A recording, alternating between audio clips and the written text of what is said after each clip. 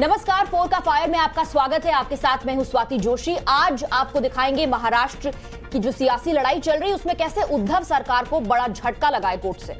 नमस्कार, मैं हूं आपके साथ श्वेता श्रीवास्तव। फोर के फायर में आप ये भी देखेंगे कि कैसे शिंदे कैंप को आज कोर्ट की तरफ से बड़ी राहत दी गई है। नमस्कार, आपके साथ मैं हूं श्वेता भट्टाचार्य। अगले 1 घंटे में हम आपको बताएंगे बागी विधायकों को अयोग्य ठहराने के फैसले पर आज कोर्ट में क्या क्या बहस हुई है। नमस्कार, आपके साथ मैं हूं ज्योत्सना बेदी। देश की बाकी बड़ी खबरें भी हम आपके सामने रखेंगे, लेकिन सबसे पहले इस वक्त की 50 बड़ी खबरों पर नजर डालते हैं। एकनाथ शिंदे गुट की दलीलों के बाद सुप्रीम कोर्ट ने डिप्टी स्पीकर को भेजा नोटिस। शिंदे गुट की दोनों याचिकाओं को सुप्रीम कोर्ट ने किया स्वीकार। सुप्रीम कोर्ट ने महाराष्ट्र के डिप्टी स्पीकर से 3 दिन में मांगा जवाब। आज कोर्ट के सामने एकनाथ शिंदे गुट ने रखा अपना पक्ष। सुप्रीम कोर्ट ने कहा डिप्टी स्पीकर अपना जवाब दाखिल करे, दस्तावेजों के साथ एफिडेविट दे डिप्टी स्पीकर। 34 एमएलए ने डिप्टी स्पीकर को हटाने का नोटिस दिया है। शिंदे गुट की याचिकाओं पर 11 जुलाई को होगी अगली सुनवाई। दोनों याचिकाओं को कोर्ट ने किया स्वीकार। सुप्रीम कोर्ट में एकनाथ शिंदे की याचिका पर सुनवाई हुई। शिंदे के वकील नीरज किशन कौल ने कोर्ट में रखा अपना पक्ष। डिप्टी स्पीकर को जारी हुआ नोटिस। सुप्रीम कोर्ट में शिंदे गुट के वकील ने महाराष्ट्र सरकार को बताया अल्पमत में। कहा हमारे पास 39 विधायकों का समर्थन है। पहले हाईकोर्ट न जाने के सवाल पर शिंदे गुट की सुप्रीम कोर्ट में सफाई। कहा विधायकों को मिल रही है धमकी, हाईकोर्ट पहुंच पाना संभव नहीं। अजय चौधरी को विधायक दल का नेता चुने जाने के फैसले पर शिंदे गुट की कोर्ट में दलील। कहा डिप्टी स्पीकर का फैसला गलत। महाराष्ट्र के विधायकों ने 2019 में एकनाथ शिंदे को चुना था अपना नेता। डिप्टी स्पीकर के विधायकों को अयोग्य ठहराने पर भी हुई बहस। शिंदे गुट के वकील ने पूछा डिप्टी स्पीकर अयोग्य कैसे ठहरा सकते हैं। शिंदे की ओर से सुप्रीम कोर्ट में कहा गया रूल 179 स्पीकर के अधिकार को तय करता है। महाराष्ट्र असेंबली के रूल 11 का उल्लंघन हुआ है। संजय राउत को ईडी का समन। 1000 करोड़ से ज्यादा के जमीन घोटाले में कल पूछताछ के लिए बुलाया गया। संजय राउत ने ईडी समन पर कहा अगर किसी का आदेश है तो गिरफ्तार करो। मैं कल ईडी ऑफिस नहीं जाऊंगा, समय मांगकर बाद में जाऊंगा। मैं भागने वालों में से नहीं। ईडी पर संजय राउत का बड़ा बयान। समन को सियासी उठापटक के बीच बताया साजिश। लिखा अंबाला साहिब के शिव सैनिक युद्ध पर हैं। उद्धव ठाकरे का बागी मंत्रियों के खिलाफ बड़ा एक्शन। 5 कैबिनेट 4 राज्य मंत्रियों का प्रभार बदला गया। दूसरे मंत्रियों को दी गई जिम्मेदारी। उद्धव ने एकनाथ शिंदे का विभाग सुभाष देसाई को दिया। आदित्य ठाकरे को मिला 3 मंत्रालयों का प्रभार। गुलाब राव पाटिल की जिम्मेदारी अनिल परब को दी गई है। शिवसेना में खींचतान के बीच उद्धव कैंप ने शुरू किया सर्वे। कार्यकर्ताओं से मांगी राय। सर्वे फॉर्म में पूछा विद्रोह से क्या शिवसेना हुई विभाजित। शिवसेना ने सर्वे फॉर्म में शिव सैनिकों से पूछा क्या उद्धव ठाकरे ने बाला साहिब का हिंदुत्व छोड़ा। बागियों को दोबारा करोगे वोट देने पर भी पूछे गए हैं सवाल। संजय राउत की धमकी पर एकनाथ शिंदे के बेटे श्रीकांत का जवाब। कहा किसी और को धमकी दे संजय राउत, हम बाला साहिब के शिव सैनिक हैं। संजय राउत के भाई सुनील राउत का शिंदे गुट में शामिल होने की खबर पर बयान। कहा मैं गुवाहाटी नहीं जा रहा हूं, मैं उद्धव ठाकरे की पार्टी को कभी नहीं छोड़ूंगा। एनसीपी के महासचिव के शर्मा का बड़ा बयान। बोले उद्धव सरकार को कोई संकट नहीं। शरद पवार से बैठक में के बोले एनसीपी पूरी तरह उद्धव के साथ है। ठाणे में एकनाथ शिंदे के समर्थकों ने जलाया संजय राउत का पुतला। विरोध दर्ज कराने के लिए जमकर नारेबाजी की। महाराष्ट्र के जलगांव में बागी नेता गुलाब राव पाटिल के समर्थकों का हंगामा। संजय राउत के बयान पर किया प्रदर्शन। राउत का पुतला भी फूंका। महाराष्ट्र के बीड में शिंदे गुट के खिलाफ प्रदर्शन। 2 घंटे तक उद्धव के समर्थकों ने चलाया रास्ता रोको आंदोलन। बाला साहेब और उद्धव ठाकरे के पोस्टर लेकर प्रोटेस्ट किया। महाराष्ट्र में पोस्टर वार्ड में कूदी कांग्रेस पार्टी। अहमदनगर में कांग्रेस ने उद्धव ठाकरे के समर्थन में पोस्टर लगाए। लिखा गद्दारों माफी मांगो। यशवंत सिन्हा की उम्मीदवारी पर बोले राहुल गांधी। कहा यह विचारधारा का चुनाव है, एक तरफ नफरत है और दूसरी तरफ भाईचारा। यशवंत सिन्हा की उम्मीदवारी पर टीएमसी का बयान। सौगत रॉय ने सिन्हा को राष्ट्रपति के लिए सबसे सटीक उम्मीदवार करार दिया। राष्ट्रपति चुनाव पर एनसीपी महासचिव के शर्मा ने कहा विपक्ष यशवंत सिन्हा को लेकर पूरी तरह से एकजुट है, चुनाव में कोई खतरा नहीं। राष्ट्रपति चुनाव को डी राजा ने बताया 2 विचारधाराओं का चुनाव। कहा सवाल आदिवासी उम्मीदवार को समर्थन देने का नहीं बल्कि राजनीतिक विचारधारा का है। राष्ट्रपति चुनाव पर कांग्रेस नेता उदित राज का बीजेपी पर हमला। बोले अनुसूचित जाति का इस्तेमाल करती है Bharatiya Janata party. Rubber stamp बनकर रह गए राष्ट्रपति। मुख्तार अब्बास नकवी का राष्ट्रपति चुनाव को लेकर विपक्ष पर वार, बोले आदिवासी महिला का समर्थन क्यों नहीं कर रहा विपक्ष, द्रौपदी मुर्मू को सबका प्रत्याशी होना चाहिए था। जैकलिन फर्नांडिस को ईडी ने फिर समन किया, सुकेश चंद्रशेखर के मामले में जल्द दर्ज होगी सप्लीमेंट्री चार्जशीट। पंजाब के डेराबस्सी में सब इंस्पेक्टर ने मामूली बहस में शख्स को मारी गोली, आरोपी पुलिसकर्मी बलविंदर सिंह पर महिला से भी मारपीट का आरोप। जम्मू कश्मीर के कुलगाम में एनकाउंटर में मारा गया एक आतंकी, कुलगाम के नौपोड़ा खेरपोड़ा इलाके में मुठभेड़ जारी, 2 से 3 आतंकियों के मौजूद होने की आशंका। जम्मू कश्मीर के डोडा में पुलिस की बड़ी कार्रवाई, एक आतंकी गिरफ्तार, पिस्टल और कारतूस बरामद, जानकारी के मुताबिक पुलिसकर्मी था आतंकियों का टारगेट। नवी मुंबई में चलती कार में लगी भीषण आग, बाल बाल बचे कार सवार युवक, फायर ब्रिगेड की टीम ने आग पर पाया काबू। गाजियाबाद में कपड़ा फैक्ट्री के गोदाम में लगी भीषण आग, कड़ी मशक्कत के बाद दमकल विभाग की टीम ने आग पर पाया काबू, किसी के हताहत होने की जानकारी नहीं। कोलकाता में 12 साल के बच्चे की करंट लगने से मौत, सड़क पर जल जमाव के चलते बैलेंस बनाने के लिए पकड़ लिया था बिजली का खंभा। झारखंड के रामगढ़ में गहरे गड्ढे में गिरा एक हाथी, कड़ी मशक्कत के बाद प्रशासन ने किया रेस्क्यू।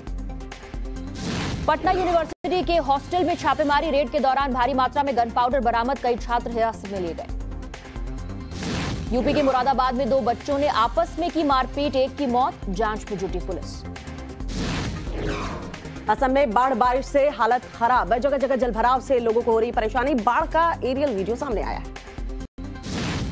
2024 को लोकसभा चुनाव को लेकर पूरे देश का दौरा करेंगे प्रधानमंत्री मोदी, 1 साल तक अलग अलग राज्यों में होगा दौरा, बीजेपी ने टीम का गठन कर दिया है। आज G7 सम्मेलन में हिस्सा लेंगे प्रधानमंत्री मोदी, वैश्विक मुद्दों पर राष्ट्र प्रमुखों के साथ करेंगे बैठक, ट्वीट कर जानकारी दी है। रूस यूक्रेन युद्ध के बीच G7 नेताओं को संबोधित करेंगे यूक्रेनी राष्ट्रपति जेलेंस्की, रूस पर कड़े सैंक्शन लगाने के लिए अमेरिका पर बनाएंगे दबाव। अमेरिका के नॉर्दर्न कैलिफोर्निया में बड़ा हादसा, ट्रेन ने कार को मारी टक्कर, एक्सीडेंट में 3 लोगों की मौत। दक्षिण अफ्रीका में नाइट क्लब में 20 छात्रों की संदिग्ध मौत, जांच में जुटी पुलिस। आर्थिक संकट से जूझ रहे श्रीलंका में डीजल पेट्रोल की कमी, श्रीलंका में 2 महीने के अंदर तीसरी बार बढ़े डीजल पेट्रोल के दाम, पेट्रोल पंप पर वाहनों की लंबी लंबी कतारें देखने को मिली। कोलंबिया में बुल फाइट के दौरान टूट गिरा दर्शकों का स्टैंड, बुल फाइटिंग रिंग के धाराशायी होने पर अफरा तफरी का माहौल, हादसे में 4 लोगों की मौत। आलिया भट्ट और रणवीर कपूर बनने वाले हैं माता पिता, आलिया ने सोशल मीडिया पर शेयर की फोटो। वजन बढ़ने की वजह से बॉडी शेमिंग का शिकार हुए actor Allu Arjun, social media पर तस्वीरें सामने आने के बाद यूजर्स ने किए भद्दे भद्दे comments.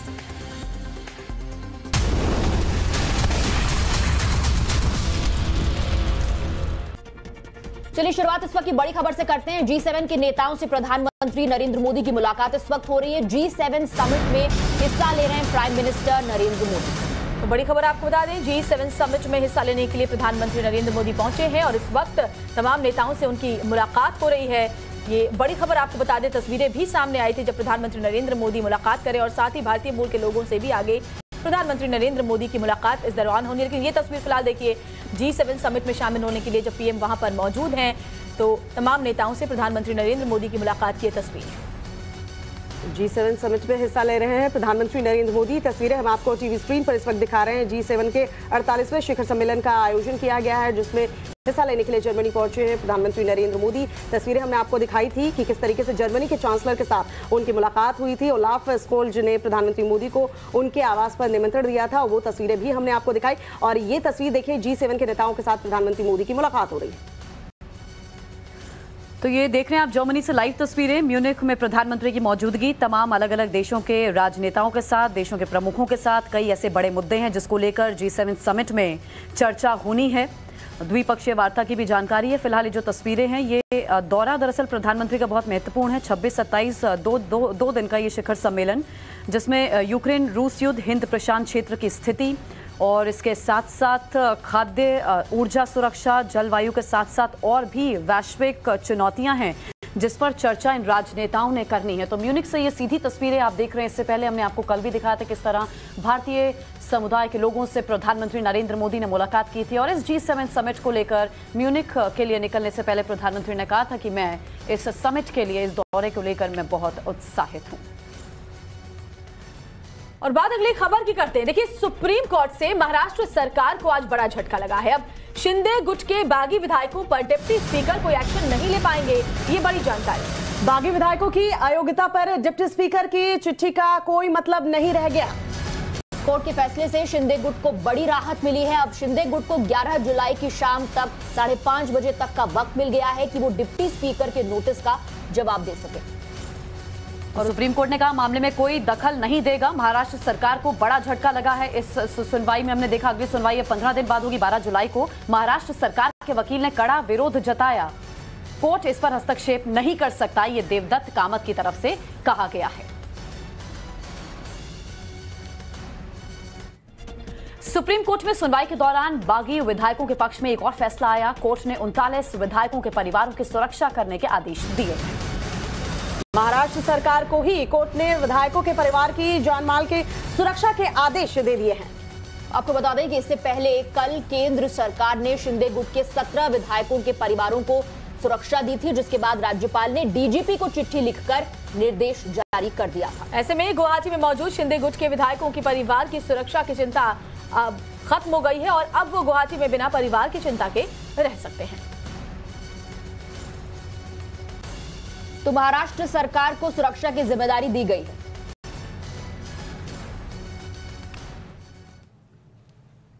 Time to file our reply to the notice of the Deputy Speaker for our disqualification is extended till the 12th of July. Secondly, has directed and recorded the undertaking of the state government that all protection to life and liberty of these 39 MLAs as also their family members shall be extended by the state government.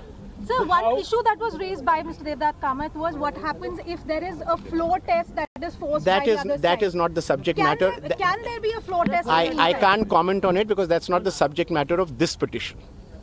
Sir Hindi में एक बार हिंदी में बता दें।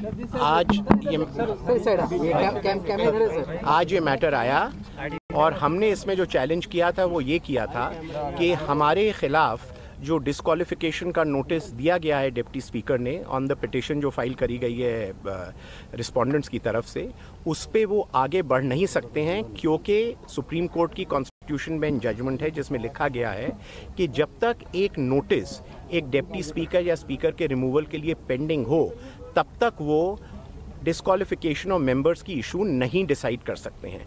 Court ने दूसरी side को time file करने का रिप्लाई फाइल करने का टाइम दिया है और इन द मीन टाइम ये कहा है कि हमारा समय जो आज एक्सपायर कर रहा था 5 बजे 27 को, वो रिप्लाई फाइल करने का टाइम 12 जुलाई तक एक्सटेंड का 12 या 11 वो आप चेक कर लीजिएगा, एक्सटेंड कर दिया गया है। हमारे सहयोगी रविकांत जुड़ रहे हैं ज्यादा जानकारी लेकर। रविकांत, अगर ये शिंदे कैंप के लिए बड़ी राहत है तो उद्धव कैंप की सिरदर्दी बढ़ गई है।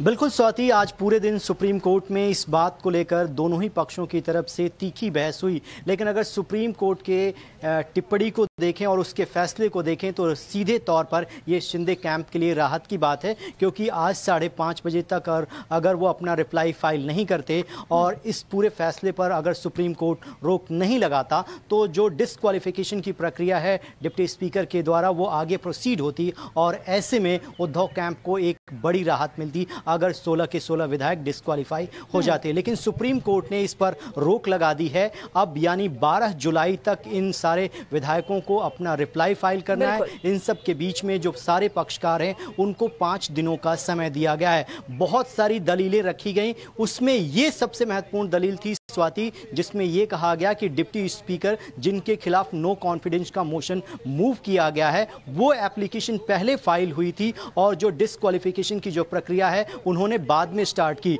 तो ऐसे में अगर एक स्पीकर के खिलाफ अविश्वास प्रस्ताव लाया गया है बड़ी राहत वो आज किसी विधायक के सुनवाई के बाद शिंदे कैंप को मिली है। रविकांत, बहुत बहुत शुक्रिया आपका इस तमाम जानकारी के लिए।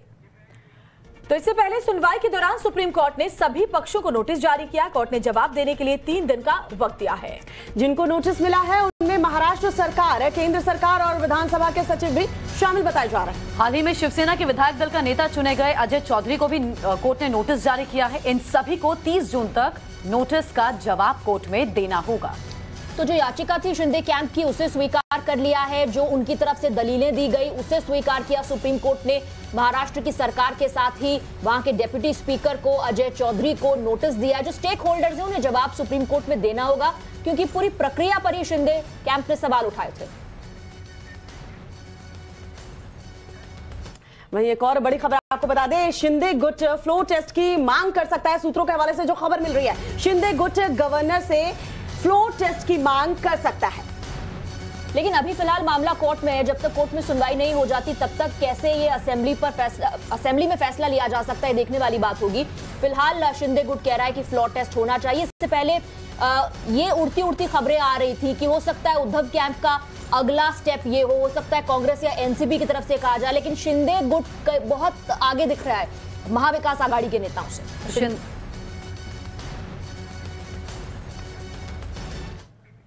तो अब से थोड़ी देर में बीजेपी कोर कमेटी की बैठक भी होनी है। आज शाम 5 बजे कोर कमेटी की बैठक होगी, तो भारतीय जनता पार्टी के तमाम दिग्गज इस बैठक में मौजूद रहेंगे। कोर कमेटी की बैठक होगी। सुप्रीम कोर्ट की तरफ से उद्धव सरकार को बड़ा झटका लगा है, नोटिस जारी किया है, जवाब अब देना होगा हर स्टेक होल्डर को। और अब देखिए बीजेपी आगे की अपनी रणनीति बनाएगी। कोर कमेटी की बैठक होने वाली है और देवेंद्र फडणवीस के आवास पर यह बैठक होगी शाम 5 बजे।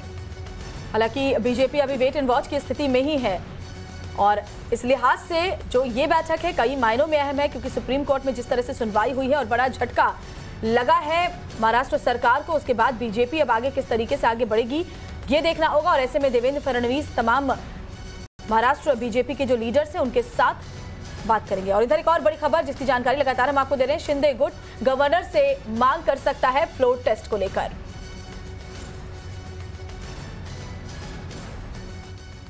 और हमारे सहयोगी गौरव इस वक्त हमारे साथ जुड़ चुके हैं, सीधा रुख करते हैं गौरव का। गौरव, क्या जानकारी मिल रही है, क्या गवर्नर से फ्लोर टेस्ट की मांग की जा सकती है जब मामला कोर्ट में है? बिल्कुल मांग की जा सकती है, और चूंकि जब ये इंटरिम ऑर्डर जो है वो सुप्रीम कोर्ट के द्वारा लिखवा दिया गया था, उसके बाद देवदत्त कामत ने जज से पूछा कि क्या इस दौरान जो है वो कोई फ्लोर टेस्ट कराया जा सकता है। इस पर कहा गया कि आप ये देख सकते हैं, कोई भी आपको एप्रीहेंशन हो, किसी प्रकार की आशंका हो तो कोर्ट का रुख किया जा सकता है, लेकिन पूरे आदेश में कहीं पर भी ये नहीं है कि फ्लोर टेस्ट होगा या नहीं होगा, इसको लेकर कोई सवाल नहीं हुआ था। तो ऐसे में जब ये 18 जुलाई से मानसून सत्र शुरू ही हो रहा है, तो क्या इस बीच में भी फ्लोर टेस्ट बुलाया जाएगा? और चूंकि 2/3 बहुमत जो है वो बागी विधायकों का एकनाथ शिंदे के पास है, तो ऐसे में उनकी कोशिश ये रहेगी कि वो फ्लोर टेस्ट को बुलवाकर और साथ ही साथ मौजूदा महाविकास आघाड़ी सरकार को अल्पमत में लाने की कोशिश करें। तो ऐसे बारों में जो है विचार एकनाथ शिंदे के ग्रुप द्वारा किया जा रहा है। चूंकि अभी कोर्ट का फैसला आया ही है, ऐसे में इसका फैसला जो है आने वाले समय में एकनाथ शिंदे आज या कल में ले सकता है, लेकिन इस बात से इनकार नहीं किया जा सकता कि फ्लोर टेस्ट जो 11 जुलाई की तारीख है उसके बीच में नहीं हो सकता है। फ्लोर टेस्ट होने की पूरी संभावना फिलहाल दिखाई दे रही है। ठीक है गौरव, आप नजर रखिएगा, अपडेट के लिए हम वापस लौटेंगे। तो कोर्ट में चली सुनवाई के बाद आज आदित्य ठाकरे सामने आए। आदित्य ठाकरे ने कहा कि उन्हें जीत का पूरा भरोसा है। आदित्य ठाकरे बोले कि विधायक उनसे आंख में आंख मिलाकर बात करें। तो बड़ी खबर आपको बता दें, विधायक आंख में आंख मिलाकर बात करें, प्राण जाए पर वचन न जाए। आदित्य ठाकरे ने ये बात कही और बार बार आदित्य ठाकरे जब भी मीडिया के सामने आ रहे हैं, देखिए किस आत्मविश्वास के साथ एक बार फिर से नजर आ और कह रहे हैं कि हमारे जो कार्यकर्ता है वो हमारे साथ हैं, ऐसे में हमें कोई डर नहीं। कॉन्फिडेंस जीत की तो पूरी है और प्यार भी पूरा है। जो दगेबाजी करते हैं वो कभी जीतते नहीं है, जो भाग के जाते हैं वो कभी जीतते नहीं है। कभी ना कभी तो सामने आने वाले हैं, उनको आंख में आंख डाल के बात करनी पड़ेगी। देखते हैं। फ्लोर टेस्ट से मुझे सबसे बड़ी टेस्ट यही है, अगर जो भी बागी है, जो भाग के गए हैं, जो खुद को रिबेलियन कह रहे हैं, रिबेलियन करना होता तो यहाँ हिम्मत से करते, राजीनामा देते, रिजाइन करते और सामने चुनाव के लिए खड़े रहते। मेरी बात पूरी होगी। दूसरी फ्लोर टेस्ट यही होगी कि मेरे सामने बैठे आंखों में आंखें डाल के बोले कि हमने क्या गलत किया। तो एक तरफ महाराष्ट्र को लेकर सुप्रीम कोर्ट में तीखी बहस हुई, दूसरी तरफ महाराष्ट्र में शिवसेना उद्धव गुट के समर्थक कई जगहों पर सड़कों पर उतरे। शिरडी से लेकर बीड तक उद्धव गुट के शिव सैनिकों ने कहां हंगामा किया और क्या कुछ किया वो हम आपको दिखाएंगे।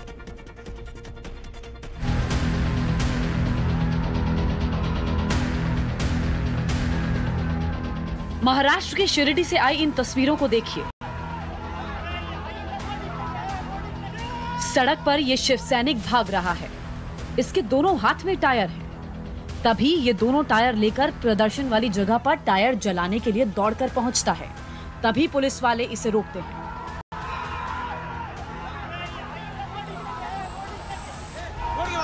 अब महाराष्ट्र के बीड से आई इन तस्वीरों को आप देखिए। महाराष्ट्र के बीड में शिवसेना ने प्रदर्शन किया। शिव सैनिकों ने यह प्रदर्शन एकनाथ शिंदे गुट के खिलाफ किया। उद्धव ठाकरे के समर्थन में उतरे शिव सैनिकों ने आज जमकर हंगामा किया, नारेबाजी की। 2 घंटे तक ट्रैफिक को जाम करके रखा। Bureau report, times now, Navbharat. तो बड़ी खबर आपको बता दें, देखिए एकनाथ शिंदे के समर्थकों का जश्न की तस्वीरें सामने आ रही है। ठाणे में सुप्रीम कोर्ट से जिस तरीके से महाराष्ट्र सरकार को झटका लगा और एकनाथ शिंदे कैंप को बड़ी राहत मिली, उसके बाद जमकर जश्न वहां पर मनाया जा रहा है।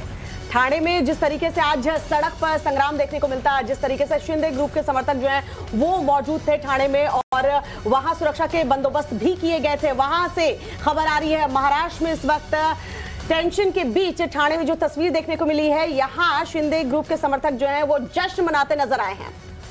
जी, इससे पहले वहां पर शक्ति प्रदर्शन हुआ था और शिंदे के बेटे ने कहा था कि हम वही कर रहे हैं जो महाराष्ट्र की जनता चाहती है। महाराष्ट्र में इस वक्त टेंशन बहुत हाई है। कई इलाके छावनी में तब्दील कर दिए गए हैं। शिंदे बागी विधायकों के घरों की सुरक्षा बढ़ा दी गई है।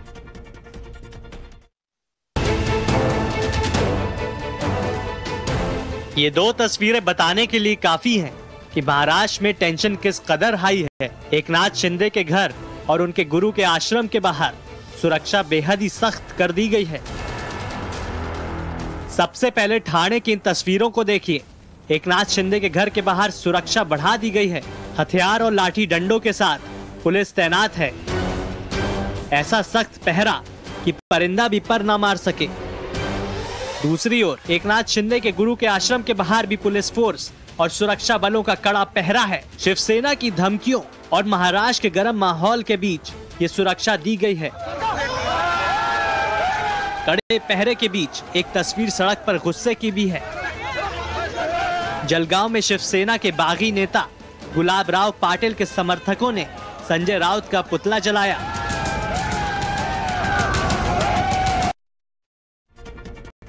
महाराष्ट्र की सियासत धमकीबाजी, गुंडागर्दी और बदजुबानी पर पहुंच गई है। सियासत में अब हर मर्यादा को तोड़ा जा रहा है। देखिए एक और रिपोर्ट।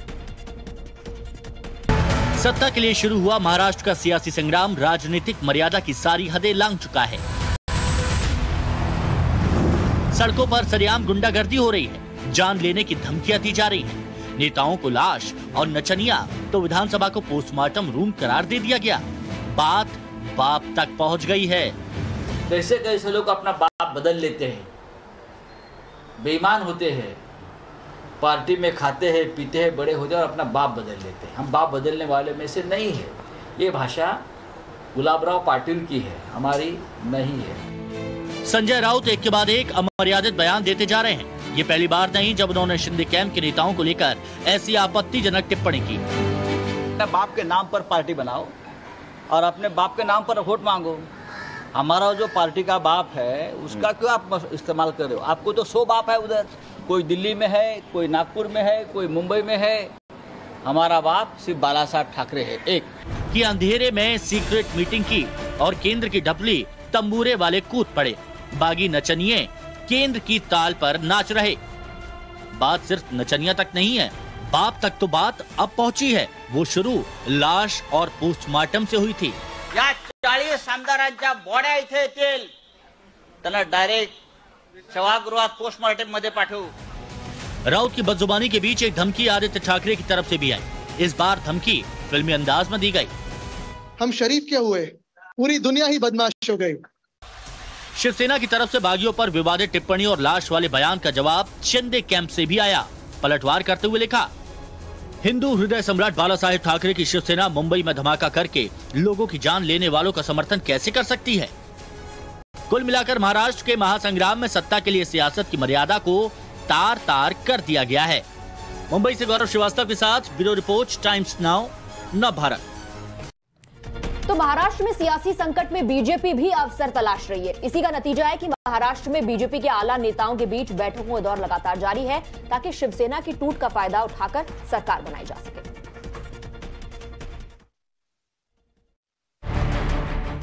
महाराष्ट्र की महाअघाड़ी सरकार खतरे में है। शिवसेना के विधायक बगावत पर उतर आए हैं और इस सब के बीच बीजेपी ऑपरेशन लोटस में जुट गई है। व्हॉट्सअपवर पत्रिका पाठवली, आम्ही भी व्हॉट्सअपवर आहे करून देतो त्याला 10 रुपयाची नोट का असंच झालं येत आहे ते हे काही चांगली पद्धत नाही, मोडून काढा। सरकार येतील, सरकार जातील, त्या सरकारबद्दल आमचं काही म्हणणं नाही। उलट आम्हाला तर चांगलं विरोधी पक्षात आपलं असं बोलायला भेटतं। 2-3 दिवसांनी हे बी बंद होणार आहे, त्याच्यामुळे रुपये साहेब ध्यान ठेवा। वहीं केंद्रीय मंत्री मुख्तार अब्बास नकवी ने भी शिवसेना पर निशाना साधा। महाराष्ट्र में तो यही कहावत है कि घर को चौपट करके और चौपाटी पर चिल्ला रहे हैं। बीजेपी की मंशा जाहिर है कि वो महाराष्ट्र सरकार में आई राजनीतिक आपदा में अवसर तलाश रही है। वहीं हाल ही में महाराष्ट्र के पूर्व सीएम और बीजेपी नेता देवेंद्र फडणवीस ने भी एकनाथ शिंदे से मुलाकात की थी, जिसके कई राजनीतिक मायने निकाले जा रहे थे। Bureau report, times now Navbharat. और महाराष्ट्र की सियासत पर आगे भी जानकारी आपको देंगे, लेकिन फिलहाल देश की कुछ और खबरों की बात करते हैं। आपको दिखाते हैं मथुरा बरेली राजमार्ग पर जब एक ट्रक पलट गया तो क्या हुआ।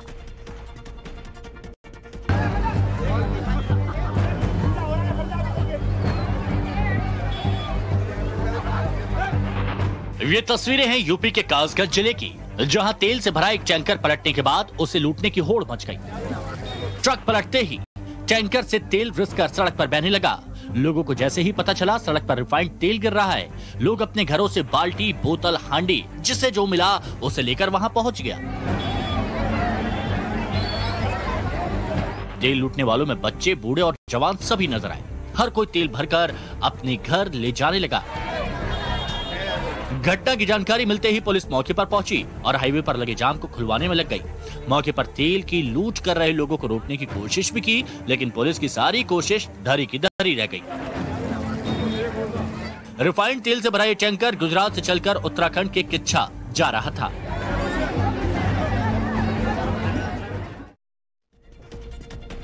अगली खबर राजस्थान से है। राजस्थान के कोटा में गड्ढे में गिरने से एक युवक की जान चली गई। घटना के बाद व्यापारियों में सरकार और प्रशासन के खिलाफ काफी गुस्सा है।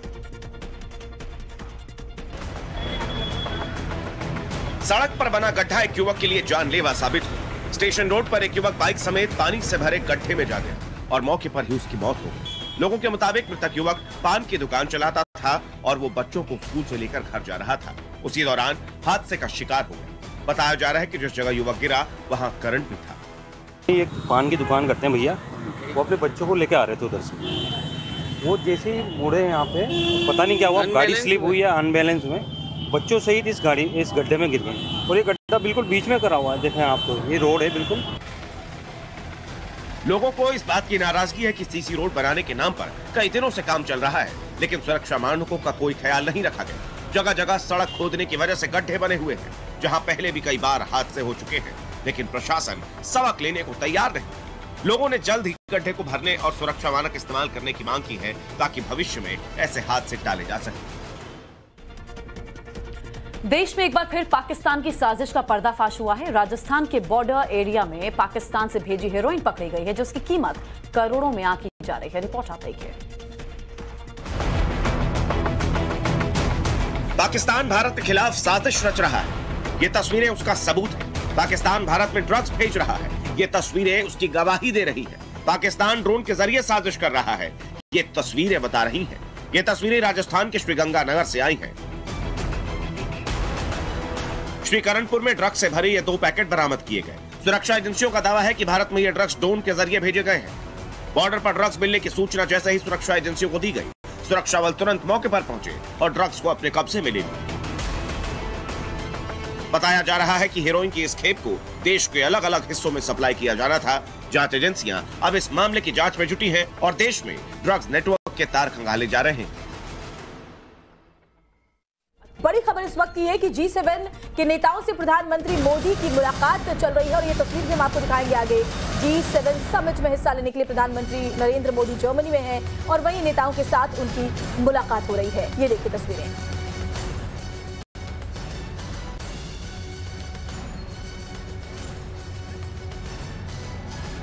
तो वैश्विक मुद्दों पर चर्चा तमाम राष्ट्राध्यक्ष इस बैठक में करेंगे। G7 के नेताओं से प्रधानमंत्री नरेंद्र मोदी मुलाकात के लिए इस अहम बैठक के लिए इस वक्त जर्मनी के म्यूनिख में मौजूद है। और ये देखिए तस्वीरें हम आपको दिखा रहे हैं जहां भी तमाम जो नेता हैं वो आपस में मिल रहे हैं और अब तमाम उन मुद्दों पर बातचीत होगी, चर्चा होगी। और ये तस्वीर थोड़ी देर पहले की जब प्रधानमंत्री नरेंद्र मोदी को आप देख सकते हैं G7 के नेताओं के साथ मुलाकात की तस्वीर। 2 तस्वीरें इस वक्त आपके टेलीविजन स्क्रीन पर।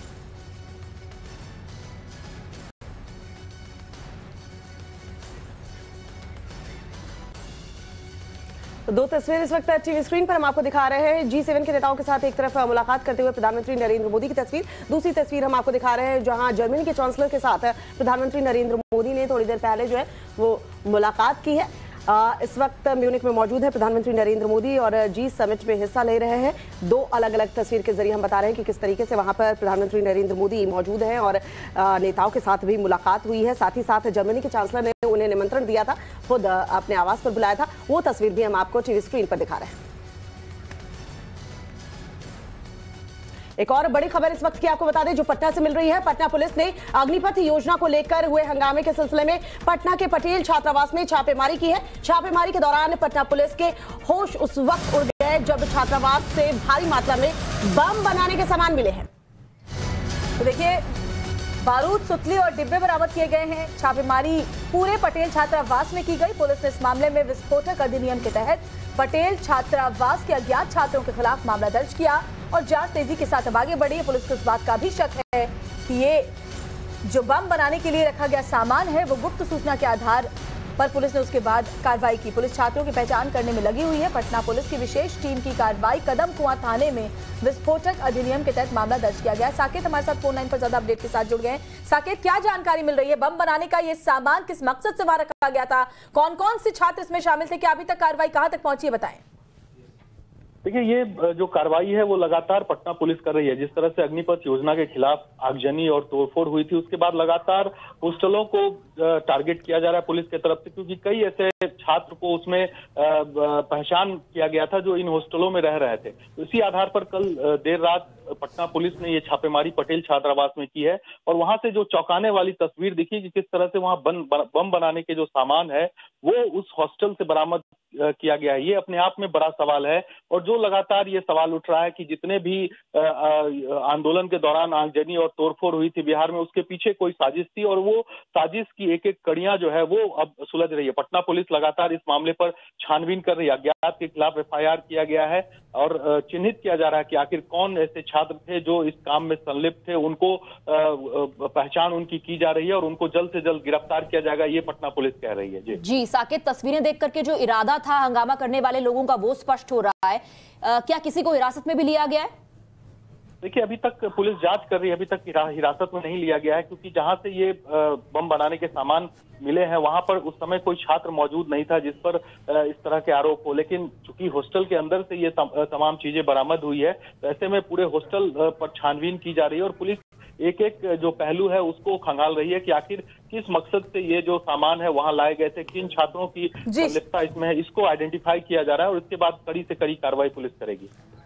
जी बहुत बहुत शुक्रिया साकेत आपका इस तमाम जानकारी के लिए। आगे भी आपके जरिए अपडेट हम पहुंचाएंगे जब कार्रवाई इस पूरे मामले को लेकर आगे बढ़ेगी। लेकिन वाकई ये बेहद गंभीर है जब यूनिवर्सिटी में इस तरीके से बम बनाने का सामान बरामद हुआ है। अग्निपथ योजना के खिलाफ जबरदस्त हंगामा हमने बिहार में देखा था अलग अलग जिलों में, उसके बाद अब ये क्या ऐसी ही तैयारी थी, ये अपने आप में एक बड़ा सवाल है।